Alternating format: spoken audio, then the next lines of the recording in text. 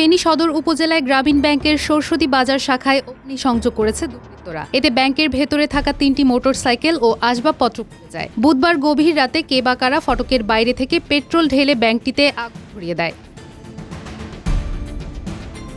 গ্রামীণ ব্যাংকের সরস্বতী বাজার শাখার ব্যবস্থাপক অশোক কুমার দেবনাথ বলেন, দুর্বৃত্তরা সীমানা প্রাচীর টপকে ভেতরে প্রবেশ করে ব্যাংকের মূল ভবনের ফটকের বাইরে থেকে অগ্নিসংযোগ করেছে। নাইট গার্ড বিষয়টি টের পেলে স্থানীয়দের সহায়তায় প্রাথমিকভাবে আগুন নিয়ন্ত্রণে আনা হয়। খবর পেয়ে ফায়ার সার্ভিসও ঘটনাস্থলে পৌঁছায়।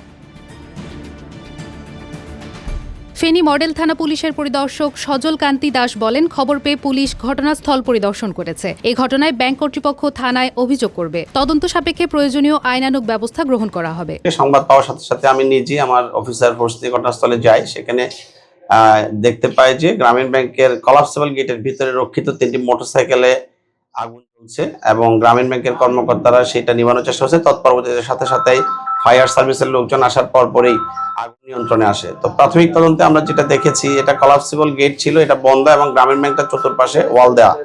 আমাদের ধারণা এটা দুষ্কৃতিকারীরা করেছে কিনা কিংবা কোনো শর্ট সার্কিট থেকে এটা হয়েছে কিনা এই সংক্রান্ত বিষয়টি আসলে ফায়ার সার্ভিসের রিপোর্ট প্রাপ্তির সাপেক্ষে আমরা বলতে পারবো।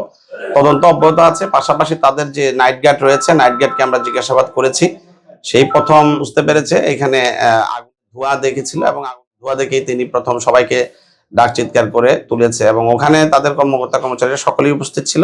তো বিষয়টা আমরা আসলে খতিয়ে দেখছি এটা সাবোটেজ কোনো কার্যক্রম কিনা কিংবা বহিরাগত কোনো যারা সন্ত্রাসী কার্যক্রম করে এই ধরনের কোনো ব্যক্তি কর্তৃক কিছু হয়েছে কিনা অথবা তাদের অভ্যন্তরীণ কোনো শর্ট সার্কিট থেকে হয়েছে কিনা। যেহেতু এটা লক আপ ছিল এবং এই কম্পাসের চারিদিকে কোথাও অগ্নিসংযোগের ঘটনা ঘটেনি, তো বিষয়টা আমরা আমাদের তদন্ত খতিয়ে দেখছি। পরবর্তীতে ফায়ার সার্ভিসের রিপোর্ট এবং আমাদের তদন্ত এটা যাচাই করা হবে। তারা অভিযোগ দিয়েছে, আমরা এই সংক্রান্ত একটা মামলা রুজু করতেছি এবং এটা তদন্ত করে রিপোর্ট সাবমিট করব যে আসলে এটা কিভাবে হয়েছে। আমরা আসলে দেখেন, গ্রামীণ ব্যাংক যখন থেকেই একটা বাংলাদেশে আপনারা জানেন যে সাম্প্রতিক রাজনৈতিক প্রেক্ষাপটে গ্রামীণ ব্যাংকের উপর একটা প্রভাব পড়েছে। আমরা এটা আমাদের যে ফেনী জেলায় যে একটা গ্রামীণ ব্যাংকের ব্রাঞ্চ আছে, আমাদের পুলিশ সুপার মহোদয়ের নির্দেশনা ছিল যে এগুলোর উপর আমাদের এবং তাদের দুজনেরই নজরদারি বেশ জোরদার করার জন্য।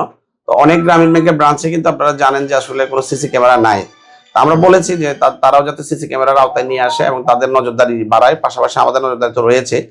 তথাপি যেহেতু এই ধরনের একটা ঘটনা ঘটেছে, এটা কেন এবং কি জন্য হয়েছে এটা আমাদের তদন্তের সাপেক্ষে আপনাদেরকে আসলে বলতে পারবো।